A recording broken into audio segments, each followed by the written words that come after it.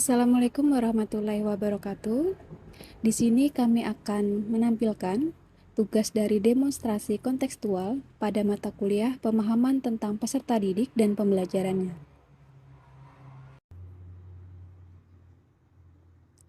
Perkenalkan anggota kelompok kami, Raudatul Amalia, Romadona Diyah Ayu Pramesti, dan Selvia Novita Juniarti. Baik, terima kasih rekan Dona. Selanjutnya dengan saya Selvia Novita Juniarti akan membawakan pembahasan kami terkait dengan kasus 1. Bayangkan jika Anda adalah seorang guru matematika di kelas 7. Saat ini Anda hendak menyampaikan materi mengenai matematika sosial, yakni mencari nilai rata-rata atau MEAN. Untuk memudahkan peserta didik dalam memahami pembelajaran, Anda mencoba untuk membuat urutan atau langkah-langkah yang perlu diikuti oleh peserta didik agar dapat mencari nilai rata-rata pada sebuah soal. Anda meminta kepada peserta didik untuk mengerjakan soal yang Anda berikan. Hasilnya, peserta didik mampu mengerjakan dengan benar sesuai dengan langkah yang telah Anda siapkan. Beberapa saat kemudian, Anda meminta kepada peserta didik untuk mengulangi soal yang sama tanpa melihat urutan pengerjaan soal, dan peserta didik mampu mengerjakannya dengan benar.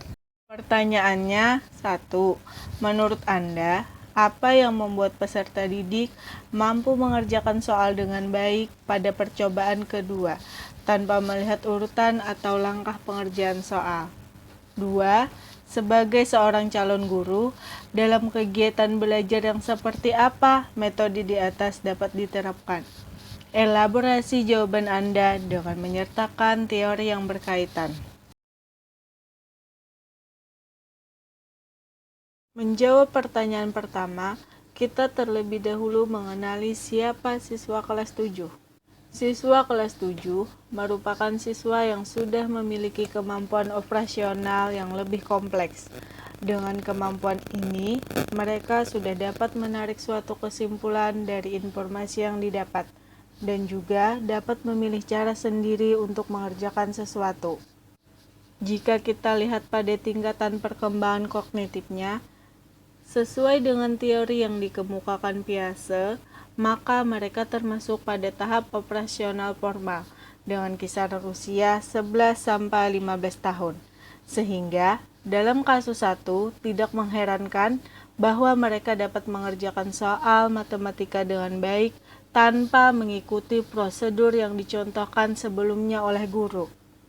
Untuk menjawab pertanyaan kedua, menurut kami, metode pembelajaran pada kasus 1 menerapkan prinsip belajar dengan teori behavioristik, yaitu mementingkan pembentukan kebiasaan melalui latihan dan pengulangan, sehingga metodenya hanya sesuai untuk diterapkan pada kegiatan pembelajaran yang dilangsungkan untuk anak yang masih membutuhkan dominasi peran orang dewasa, memerlukan pengulangan dan pembiasaan, berada pada tahapan suka meniru, dan membutuhkan bentuk-bentuk penghargaan langsung. Itu pun hanya untuk mengembangkan keterampilan yang membutuhkan praktek dan pembiasaan. Selanjutnya pada kasus 2, Rina adalah seorang guru di kelas 1 SD. Sebagian besar peserta didiknya belum bisa berhitung dengan lancar. Rina sedang memikirkan cara yang sesuai untuk membantu setiap peserta didik menyelesaikan tantangan belajarnya. Selanjutnya pertanyaannya, menurut Anda, apa yang dapat Rina lakukan untuk membantu peserta didiknya sesuai dengan tahapan perkembangan usia? Mengapa Anda menyarankan hal tersebut? Elaborasilah jawaban Anda dengan menyertakan teori yang berkaitan. Berikut saya akan menjelaskan jawaban dari pertanyaan kasus 2. Peserta didik di kelas 1 sekolah dasar rata-rata masih berada pada rentang usia 6 hingga 7 tahun. Hal tersebut termasuk ke dalam tahap perkembangan kognitif praoperasional. Hal ini sejalan dengan pendapat dari Jean Piaget pada periode praoperasional, di mana dalam periode ini anak bisa melakukan segala sesuatu sebagai hasil meniru atau mengamati sesuatu, model tingkah laku, dan mampu melakukan simbolisasi. Berdasarkan teori Peirce, pembelajaran harus dilakukan dengan menghadirkan media yang sesuai dengan tingkat kognitif siswa. Sehingga kami menyarankan kepada Rina untuk membuat pembelajaran dengan menerapkan logika pada objek fisik agar bisa menstimulus kemampuan anak dalam berpikir. Caranya dengan menggunakan media-media di sekitar siswa, seperti halnya pensil, penghapus, buku, dan lain sebagainya yang dapat digunakan siswa untuk berhitung.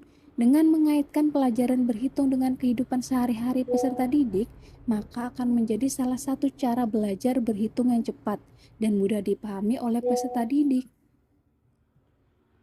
Karena peserta didik sudah mempraktikkannya dalam kehidupan nyata.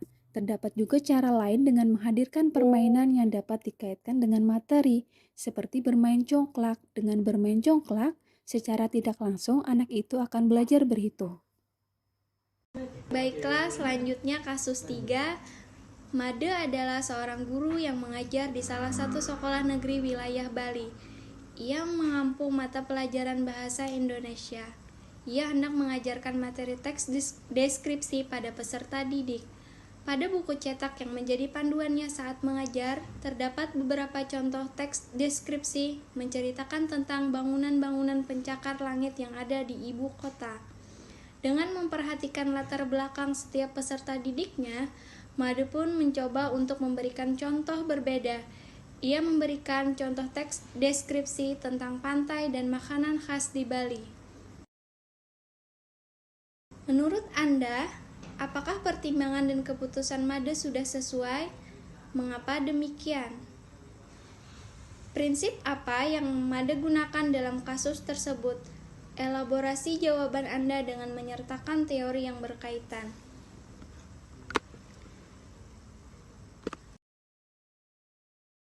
Ya, sudah sesuai, karena seorang guru haruslah menyangkut pautkan sebuah materi dengan kekhasan daerah dia mengajar, seperti etnik, budaya, status sosial. Karena dengan begitu, peserta didik dapat memahami materi yang diajarkan dengan baik sesuai dengan kenyataan sosial di lingkungan peserta didik. Pertimbangan itu dilakukan karena mereka tinggal di Bali dan bukan di daerah ibu kota yang banyak terdapat gedung-gedung bertingkat. Made mengganti topik deskripsi tentang pantai agar anak didiknya bersemangat dalam berdiskusi, karena di lingkungan mereka tinggal banyak terdapat pantai dan membahas makanan khas Bali. Tentunya sudah tidak asing lagi bagi mereka. Itu semua dilakukan Made agar suasana kelas menjadi hidup dan anak didiknya aktif pada pembelajaran tanpa mengesampingkan penilaian dalam mata pelajaran tersebut. Prinsip yang Made gunakan dalam penanganan kasus di atas menggunakan prinsip pembelajaran. Pembelajaran dirancang dengan mempertimbangkan tahap perkembangan dan tingkat pencapaian peserta didik saat ini, sesuai dengan kebutuhan belajar serta mencerminkan karakteristik, lingkungan, dan budaya peserta didik, dan perkembangan peserta didik yang beragam, sehingga pembelajaran menjadi bermakna dan menyenangkan. Sehingga dengan adanya penerapan prinsip pembelajaran tersebut, menghasilkan pembelajaran yang sesuai dengan kebutuhan peserta didik serta pembelajaran tersampaikan dengan baik. Dalam hal ini, Made mengambil teori belajar behavioristik. Behavioristik adalah teori belajar yang berfokus pada perubahan perilaku peserta didik sebagai hasil dari proses pembelajaran. Menurut teori ini, perubahan perilaku peserta didik disebabkan oleh adanya interaksi antara stimulus dan respon. Stimulus tersebut berupa lingkungan belajar peserta didik, baik bersifat internal maupun eksternal. Sedangkan respon merupakan reaksi fisik terhadap rangsangan atau stimulus yang diterima tersebut.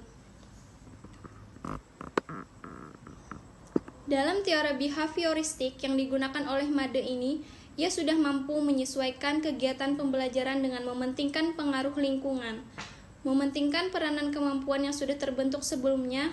Melalui teori behavioristik ini, maka akan menumbuhkan kebiasaan pada guru untuk bersikap jeli dan peka terhadap situasi dan kondisi belajar.